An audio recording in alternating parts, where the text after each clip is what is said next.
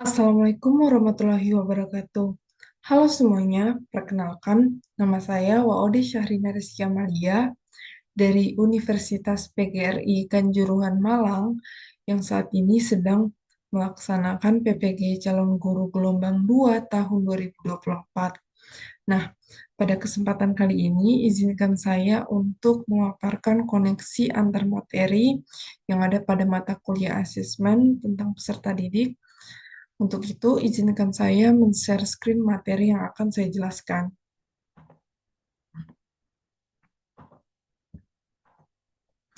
Adapun materi yang akan saya jelaskan adalah tentang koneksi antar materi pada mata kuliah prinsip-prinsip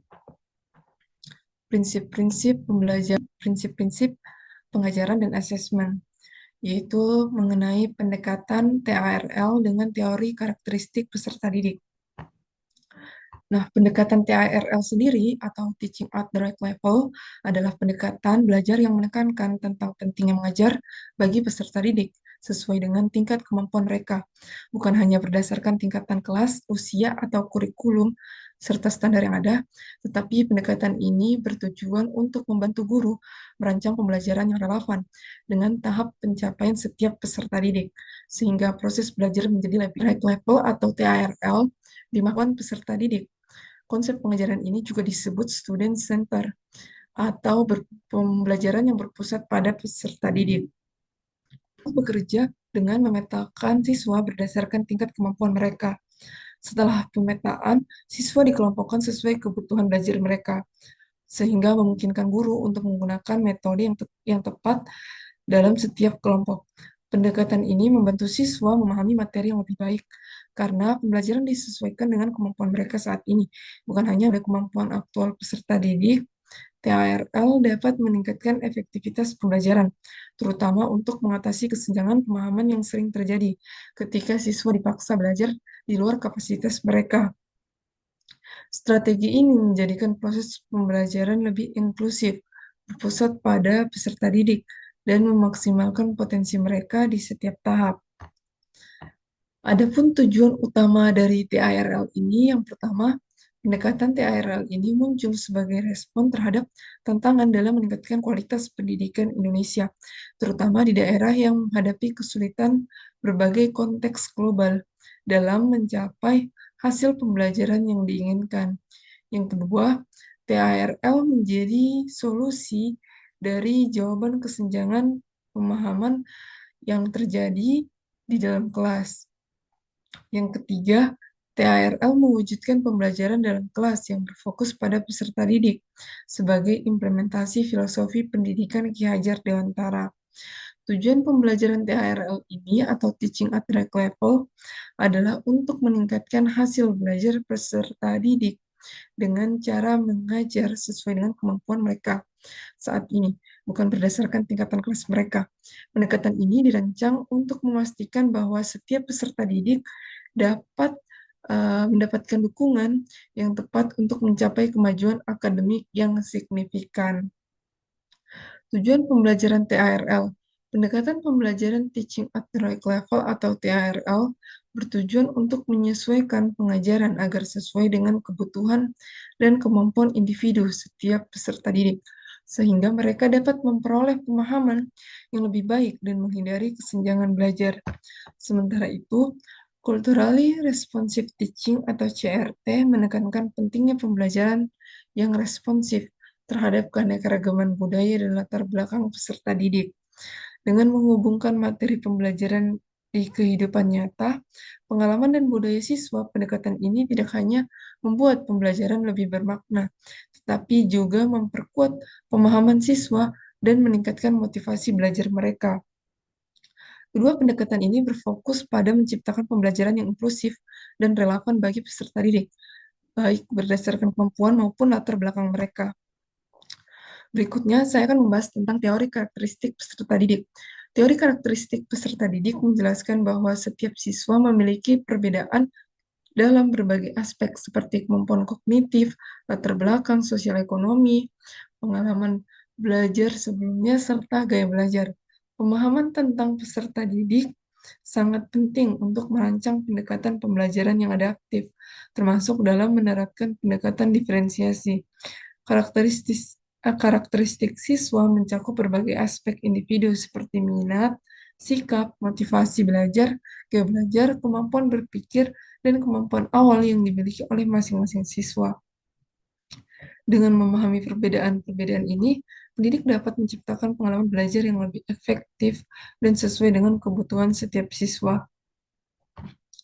Berikutnya adalah teori karakteristik peserta didik yang dibagi menjadi beberapa macam. Teori karakteristik peserta didik membahas tentang ciri-ciri kognitif, emosional, sosial, dan spiritual yang mempengaruhi cara mereka belajar dan berkembang. Pemahaman terhadap teori ini membantu guru merancang pembelajaran yang sesuai dengan kebutuhan peserta didik. Untuk itu, saya akan membahas beberapa teori. Yang pertama, teori perkembangan kognitif. Teori ini menjelaskan bagaimana kemampuan berpikir peserta didik berkembang sesuai dengan tahap usia. Adapun tokoh yang berperan dalam teori ini, yang pertama ada Jean Piaget, beliau mengemukakan tentang teori perkembangan kognitif. Lalu yang kedua ada Lev Vygotsky, yang mengemukakan tentang teori sosial budaya. Yang kedua adalah teori diferensiasi individual. Diferensiasi individual mengakui keragaman kemampuan minat, gaya belajar, dan kebutuhan peserta didik dalam kelas, sehingga setiap siswa memiliki tingkat pemahaman, kecepatan belajar, minat, dan cara belajar yang berbeda. Untuk itu, pendekatan diferensiasi dilakukan dengan menyesuaikan konten pembelajaran sesuai dengan kemampuan siswa. Proses mengajar menggunakan metode yang bervariasi seperti diskusi atau simulasi dan produk yang memungkinkan siswa menunjukkan pemahaman melalui cara yang mereka pilih, seperti laporan, presentasi, atau karya seni. Yang ketiga adalah teori gaya belajar. Diferensiasi individual mengakui keragaman kemampuan minat gaya belajar dan kebutuhan peserta didik dalam kelas. Setiap peserta didik memiliki tingkat pemahaman, kecepatan belajar, minat, dan cara belajar yang berbeda. Untuk itu, pendekatan diferensiasi dilakukan dengan menyesuaikan konten pembelajaran sesuai kemampuan siswa. Proses mengajar menggunakan metode yang bervariasi seperti diskusi atau simulasi.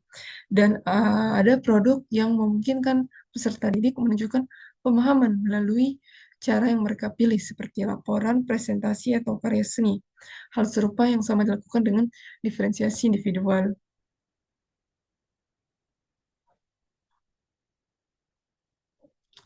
Untuk teori gaya belajar ini lebih ditekankan kepada gaya belajar dari masing-masing peserta didik. Seperti yang kita ketahui bahwa gaya belajar peserta didik ada yang auditori, ada yang visual, dan ada yang kinestetik.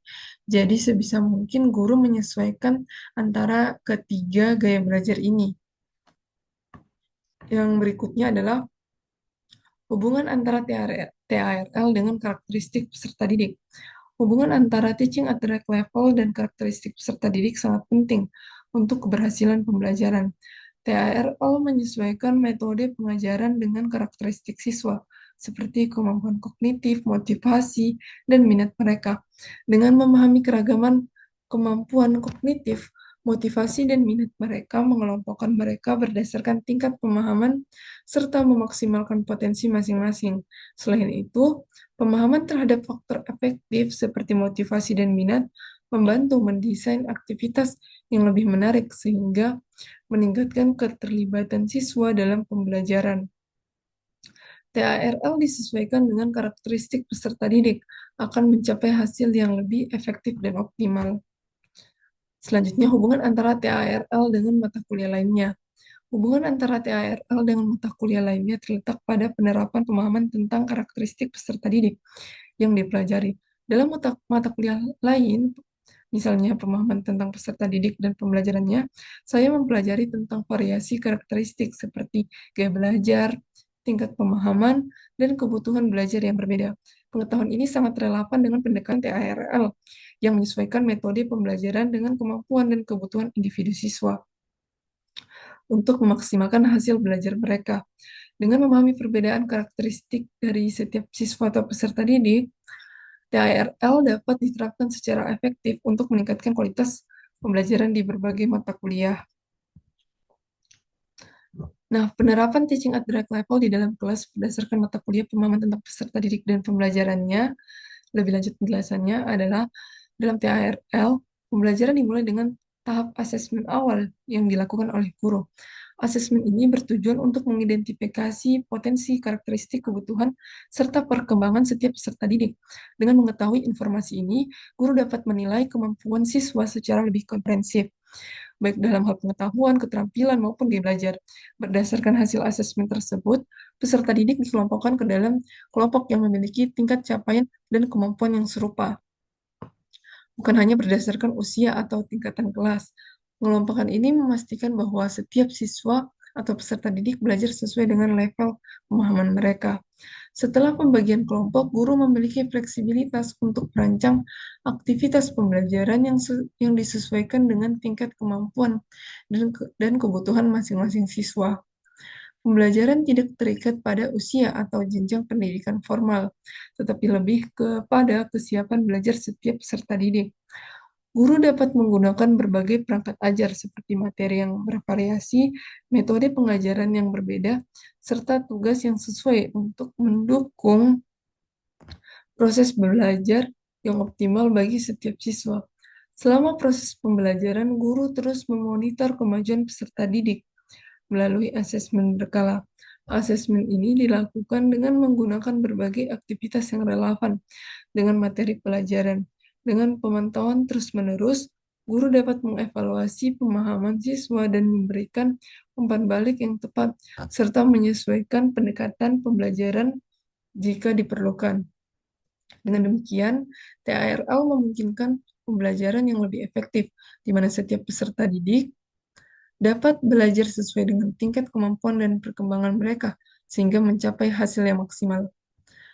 Adapun kesimpulannya yaitu pendekatan TARL atau Teaching at the Right Level dan pemahaman terhadap karakteristik peserta didik saling mendukung untuk meningkatkan efektivitas pembelajaran. TARL menyesuaikan pengajaran dengan tingkat kemampuan siswa, sementara pemahaman peserta didik membantu mengenali perbedaan individu. Kombinasi keduanya memungkinkan pembelajaran yang adaptif dan relevan, sehingga hasil belajar peserta didik menjadi lebih optimal. Nah, mungkin itu saja dari saya. Terima kasih atas perhatiannya. Akhir kata saya ucapkan, billahi taufiq wal hidayah. Wassalamualaikum warahmatullahi wabarakatuh. Sampai jumpa.